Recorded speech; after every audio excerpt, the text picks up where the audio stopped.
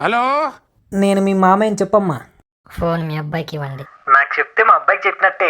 మిమ్మల్ని చంపితే మీ అబ్బాయిని చంపినట్ట. జోకులు బాగా వేస్తావే. ప్లాన్లు కూడా బాగా వేస్తాను. అంత దూరం ఎందుకులేమ్మా. బ్రోకర్ అంతా చెప్పుంటాడుగా, పెళ్లి చేసుకోవాలి కానీ నా కొడుకు మాత్రం బతుకుండాలి. 1.5 అవుద్ది. ఎంత? 1.5. బాగా ఎక్కువ కదా. మ్యారేజ్ డిస్కౌంట్ ఏం లేదా అమ్మా? పోనీ గిఫ్ట్ కింద మిమ్మల్ని ఫ్రీగా లేపోయినా. అంత గిఫ్ట్ మనకు వద్దులే కానమ్మా. పెళ్ళికి ముందు 75, పిల్లలు పుట్టాక 75, ఓకేనా?